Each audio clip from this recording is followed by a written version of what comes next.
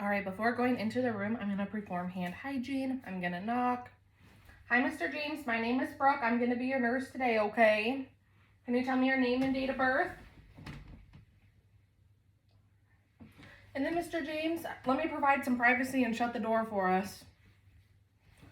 Can you tell me where you're at today? And do you know why you're here? For a physical? Can you tell me what year it is? Can you tell me like what season it is? Is it spring, summer, fall, winter? And then are you having any pain today? 0 being the worst, 0 being no pain, and 10 being the worst pain of your life. A 0. Okay. So we have a well-groomed appearing adult. Speech is normal. He's sitting in the chair comfortably. He's alert and oriented ×3. His pain is 0 on a numeric pain scale of 0 to 10.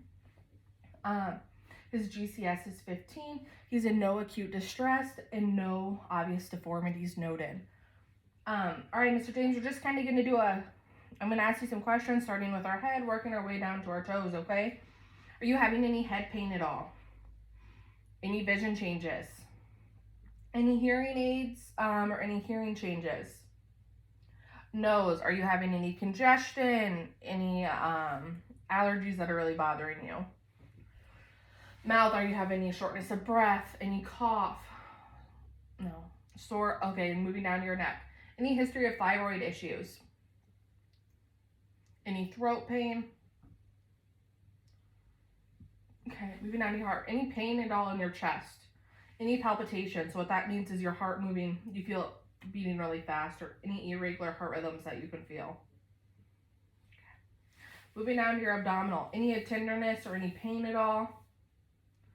Any urinary frequency?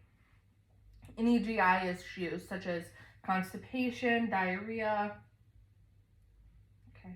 Your arms, any good range, is your range of motion okay? Able to move okay? No joint swelling, no joint pain?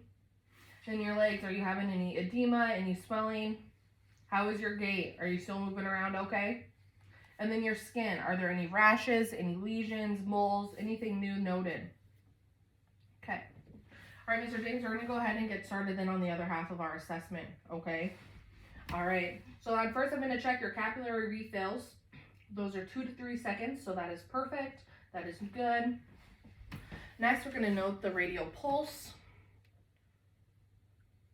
Then we're going to do our brachial pulse. This is the radial, this is the brachial.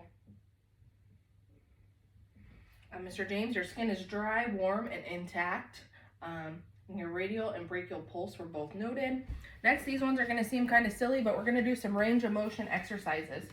So I'm going to have you put your arms on below mine like this, and I'm going to have you push up. Now I'm going to have you push down, and have you push my arms in, my hands in, have you push my hands out, and then I'm going to have you do flexion. I'm going to have you do extension, and have you do abduction, have you do adduction, and have you do supination like you're holding a bowl of soup, and pronation like you're pouring the soup out. All right, Mr. James had full range of motion in the upper extremities bilaterally, and bilaterally his muscle strength was +5. So moving on now to his head, we're going to feel no tenderness. It is no atraumatic, normal cephalic, and symmetrical. Moving on to the ears. Sorry, it was falling. Moving around the ears, anteriorly and posteriorly, there's no skin breakdown bilaterally, no tenderness bilaterally. Mr. James stated earlier that he had no hearing loss. All right, Mr. James, now I'm just going to do some eye tests here, okay? They probably seem a little silly. So I'm going to have you follow my pen light here.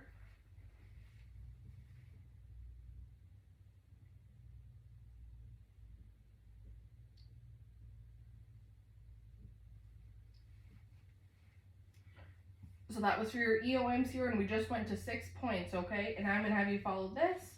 We're going to go towards your nose, come back, Next, I'm just going to have you look straight forward here for me, and I'm going to have you look normal.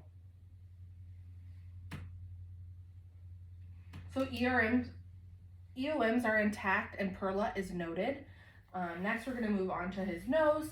So Mr. James here, I'm going to have you cover one side of your nose and breathe in, and then I'm going to have you do the other side. NURs are patent.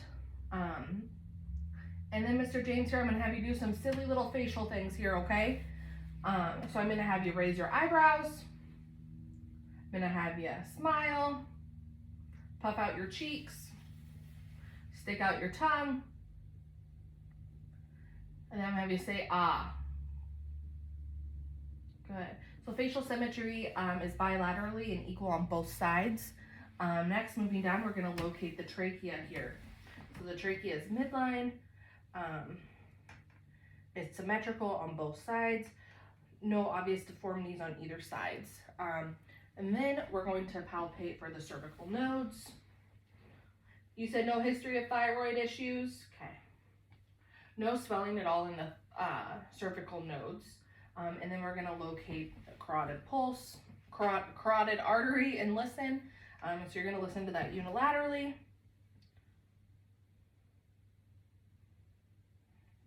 All right, Mr. James, and now I'm going to listen to that since we palpated that and felt that.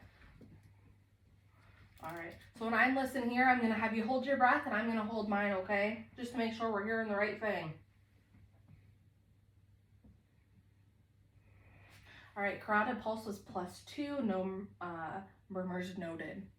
No breweries noted. So we located our cervical nodes, our trachea, and our carotid. So next, moving down, we're going to listen to his lungs, okay? So we're going to listen at the apex, which is the second intercostal. We're going to make sure we listen for one full inspiration and one full expiration.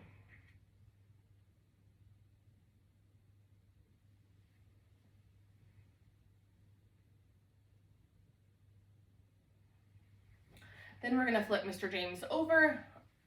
Usually you would have the patient turn to the side or lean forward. You're going to locate C7, and then you're going to listen laterally to the spine, at the top of the lungs, and then move over to the other side. Then you're going to do the middle lobe of the lungs, then you're going to do the bottom part of the lungs. And making sure you're listening for one full inspiration and expiration. Mr. James's lungs were clear anteriorly and posteriorly in all fields. Next, we're going to listen to Mr. James' heart. So we're going to we're going to go to the right side and listen to his aortic and the second intercostal.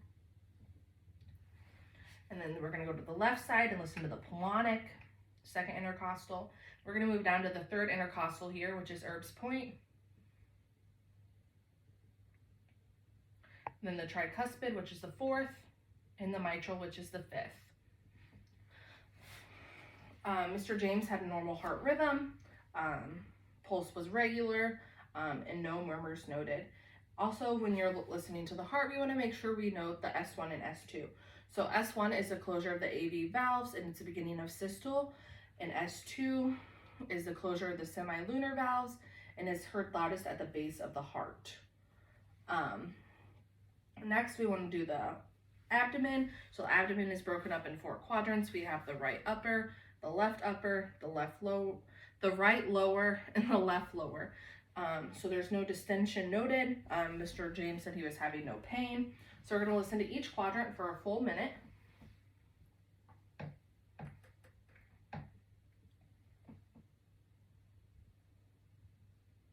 After listening, then you're going to palpate. Do light palpitation, any tenderness, and you're going to do deep. Make sure you're doing that kind of like a circular motion. Any pain at all? So Mr. James, you're able to hear vowel sounds in all 4 quadrants with light and deep palpitation. There was no tenderness or masses noted. Moving on to his legs now. We're going to check for capillary refills in his toes. That is normal. Check for edema. No edema noted. And then we're going to feel for his pulses. So we have his popliteal pulse back here in the knee. We have his medial tibia pulse here on the inside of his foot, ankle. Then we have his dorsal pediis on the top of his foot. All of those are noted. All right, Mr. James, that concludes our head to toe physical assessment today. If you just want to hang tight, I'm going to go talk to the doctor and we'll try to get you out of here real soon then here, okay?